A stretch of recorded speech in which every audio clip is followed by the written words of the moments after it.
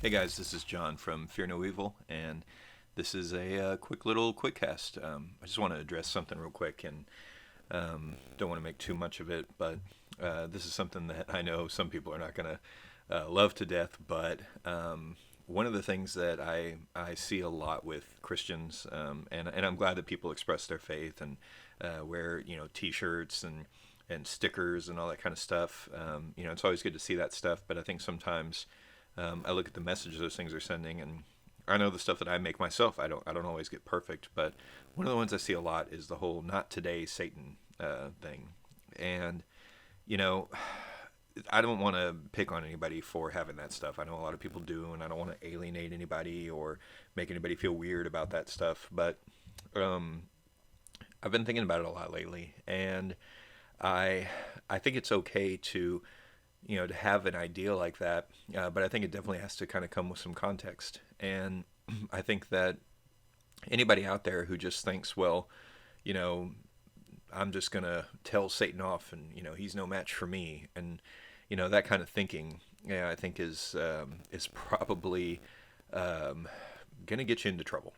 You got to remember that Satan has been around longer than you. He's smarter than you, and he is just better than you at everything except for one thing, and that's his willingness to obey the Lord. That's the only thing that you've got on him. And so I think that you hear these songs like "Tell the Devil No, Not Today," and it's I think sometimes I feel like if you just look at the devil and say "Not today, Satan," he'll just look at you and say, "All right, I'll see you tomorrow." And he doesn't just go away. But we can send him away. And the way we send him away is not by confronting him, and it's not by standing up to him, and it's not by saying, I'm going to beat the devil today. But it's what James 4:7 tells us. Submit yourselves, therefore, to God. Resist the devil, and he will flee from you. I don't think it's a coincidence that those two verses are together in one. That's verse 7 all together. It's two sentences, but it's one verse. You cannot just resist the devil of your own accord. It takes an act of obedience, because the only way that you can really protect yourself against him is obedience. Yeah, we have the armor of God that we're told about, right? And we put all those things on, and I think that the thing is, you put on all that armor, and you're still fighting a battle with an enemy that you cannot even comprehend. That is more dangerous than you think. That is literally spends every day of his existence devouring hope, and that's just not something I think you want to be prideful about and you want to be arrogant about. And again, I'm not saying that's what everybody's doing when they wear these shirts or these buttons or put a sticker on their car or anything. As long as this is what we're saying is, hey, Satan's got no chance against God.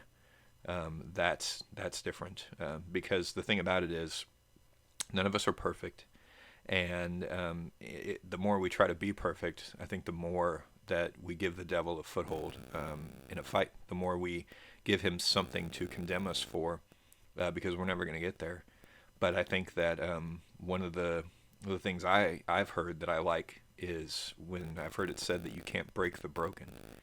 And so I think that when we come humble and we admit our brokenness to the Lord, and we do what verse 7 says, we submit ourselves to the Lord humbly, I think that's when the devil doesn't stand a chance. It's because now he's going up against God. He's not going up against me or you or anybody else.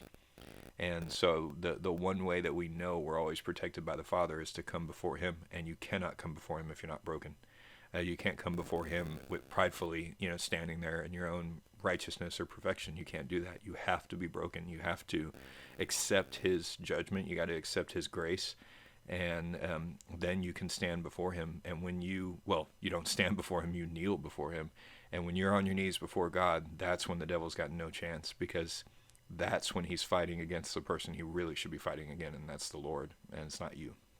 So anyway, keep wearing the shirts. Not today, Satan. I got it. Just when somebody asks you what that means, just make sure you tell them it's not about the fight with me. It's about the fight with God, and he's never going to win.